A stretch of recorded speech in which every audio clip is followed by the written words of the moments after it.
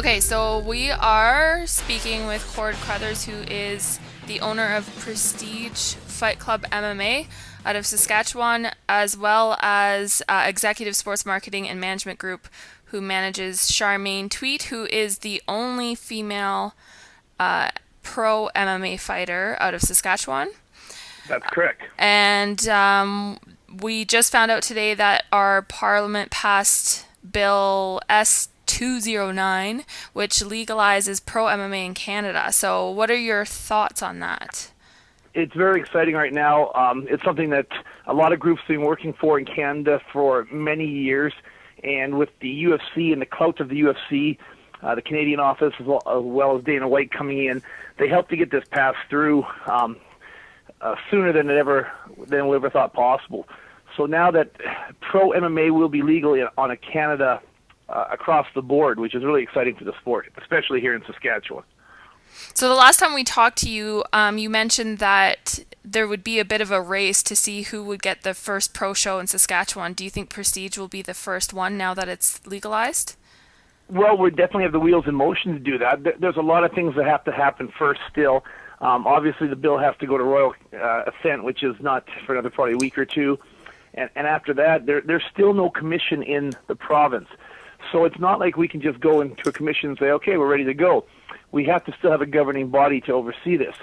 But with it being legal across Canada now, the understanding is we can work with an informed commission that's already in place that has jurisdiction across Canada and have them invited into the province or the city that we want to do a show in, and that speeds the process up hugely. Realistically, a show could be held here as soon as probably less than 90 days if someone wanted to. And do you think the UFC is planning to come into Saskatchewan now? Absolutely. With the rise of MMA in Canada and the best markets, Montreal, Toronto, Vancouver, Calgary, with the UFC, Saskatchewan's the next market, obviously, and probably Saskatoon. You know, there's a lot of rumors that float around in this business, and sometimes they turn out to be true. There's always a little bit of truth in them, and it's probably going to be Saskatoon in the very near future. And Saskatoon's Charmaine's hometown, and obviously being the first and currently only pro female MMA fighter in Saskatchewan, what do you think her chances are of getting on a UFC card in Saskatoon if that happens?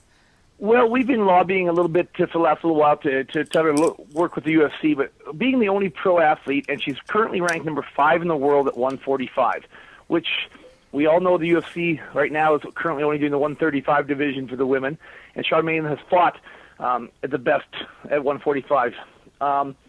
She would definitely drop down to 135 if it meant taking a fight with the UFC.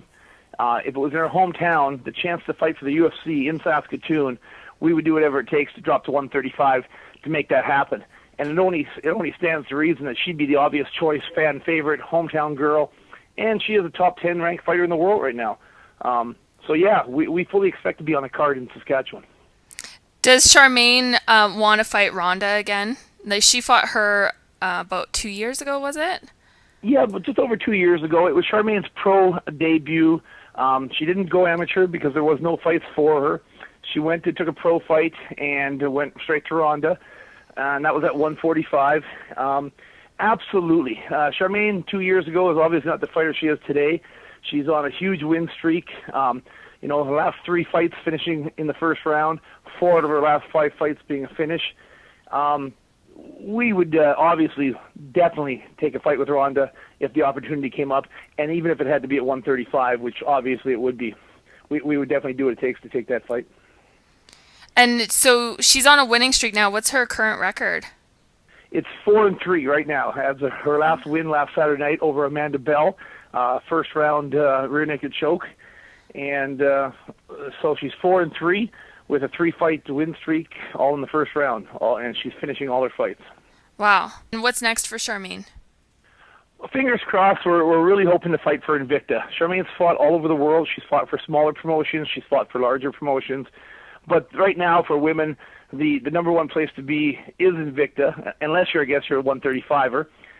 So right now, we're hoping that we'll be able to work it out with Invicta over the next few weeks, and possibly be on one of their cards in the next couple of months.